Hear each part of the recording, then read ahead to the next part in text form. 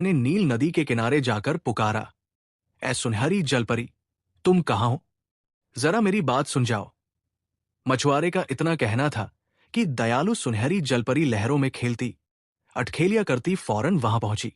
उसे देखकर मछुआरे ने 3 बार उसके आगे जमीन को छूकर प्रणाम किया और बोला, ए नील नदी की राजकुमारी, मेरी पत्नी को लकड़ी की एक बढ़िया नान चाहिए, उसकी इच्छा पूरी होगी। ये कहकर सुनहरी जलपरी गायब हो गई। घर आकर मछुआरे ने देखा कि पुरानी नांद की जगह शीशम की लकड़ी की एक बढ़िया नांद रखी हुई है। मछुआरे ने सुनहरी जलपरी का बार बार धन्यवाद किया, लेकिन वो असंतोषी नेफटारी उससे खुश न हुई।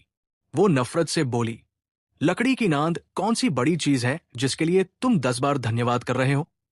कल तुम जाकर उससे कहना कि इस कुटिया के बदले हमें एक महल जैसा बढ़िया मकान चाहिए। दूसरे दिन सुबह अंधेरे ही उसने मछुआरे को कुछ खिलाए पिलाए बिना नील नदी के किनारे भेज दिया। बेचारे जवान मछुआरे ने वहां आकर फिर पुकारा, ए नील नदी की राजकुमारी, तुम कहाँ हो? मेरी बात सुनो। नील नदी में लहरें उठीं और उन पर बल खाती हुई सुनहरी जलपरियां पहुंची। मछुआरे ने अपनी पगड़ी से 3 बार जमीन को छूकर प्रणाम किया और बोला, ए मेरी सुनहरी जलपरी, मेरी पत्नी को उस कुटिया में रहने से बहुत तकलीफ होती है।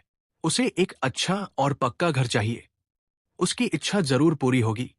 ये कहकर सुनहरी जलपरी फिर गायब हो गई।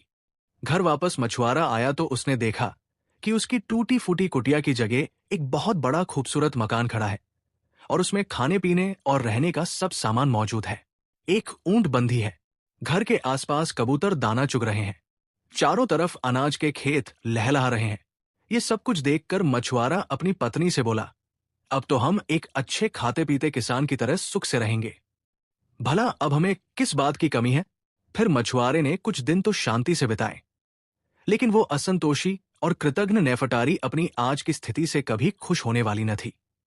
उसे यही पछतावा था कि उस कुटिया के बदले उसने एक बहुत बड़ी हवेली क्यों न मांग ली। वो सोचने लगी कि किसान औरत की तरह मुझे अपना सब काम खुद ही करना पड़ता है। खेतों की देखभाल, ऊंट की सेवा, घर का काम, ये क्या थोड़ा काम है? किसानों से तो अमीर अच्छे जिन्हें कुछ मेहनत तो नहीं करनी पड़ती, उनके नौकर चाकर होते हैं। इसलिए उसने एक दिन मछुआरे से फिर कहा, मैं मेहनत मजदूरी की जिंदगी से तंग आ गई हूं। अब मैं भी रईसों की पत्नियों की तरह शानो शौकत से रहना चाहती हूं। इसलिए तुम जाकर सुनहरी जलपरी से कहो कि मुझे हवेली, नौकर चाकर और सुख के सब सामान से भर दे। ये सुनकर बेचारा जवान मछुआरा फिर नील नदी के किनारे आया और हिचकिचाते हुए